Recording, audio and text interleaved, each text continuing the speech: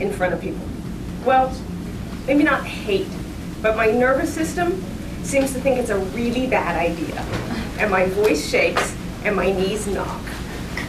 So I've decided on employing immersion therapy to overcome this fear. And I've done this before in my life. Who here has been to the Mediterranean? Great, great. Well, I grew up on an island in the Mediterranean. Some of you may have heard of it, Ibiza. It's one of the 4 Balearic Islands owned by Spain. And it's infamous for its discos, its star sightings, and its all-night raves. I lived there before that, when it was a very quiet, traditional, conservative place under Francisco Franco's dictatorial rule. I moved back to the States when I was 10. And I would go back sometimes in summers, and as I matured, so did the Ibiza culture. Okay, so those of you who have been to the Mediterranean, how many of you have been to the beach on the Mediterranean? Just a few of you. Okay, it's beautiful, right? So have you guys noticed the bikinis that women wear in the Mediterranean on the beaches? Okay, they're really one-piece bikinis. So I don't know if all of you guys are aware of this, but tops are entirely optional. And it's very standard to go topless on the beaches in the Mediterranean. So when I went back when I was 13, I had a really hard time with this.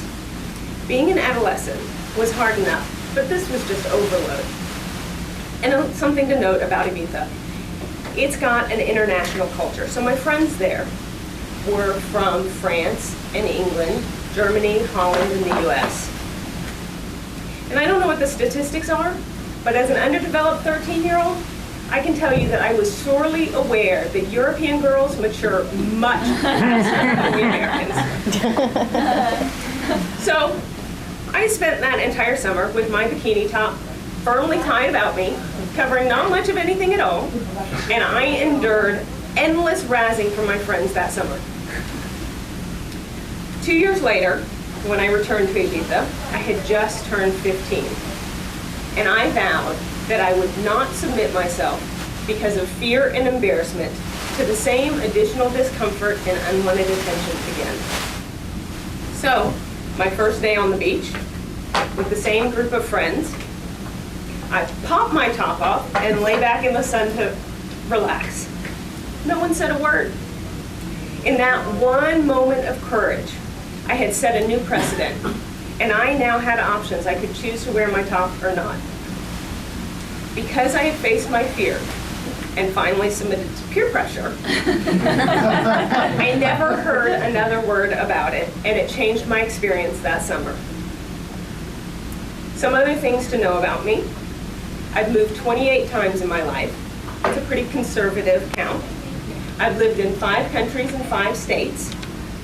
I'm an engineer, a psychologist, an entrepreneur, and a wannabe writer. And in my house, you will find 7 beds, 1 for me, and the other 6 are strategically placed throughout my house for my boys. That would be my 2 Rhodesian Ridgeback dogs, who vociferously demand and are given soft places to stay in every room in the house. So here I stand before you, fully clothed, but seriously feeling half naked. I'm here because I'm a believer in facing fears head on. And one thing I have learned from doing this before is that it's actually quite nice to lounge on the beach and swim in the sea with no top on. My hope is that one day I will actually look forward to standing up here in front of you and sharing, with my top on, of course.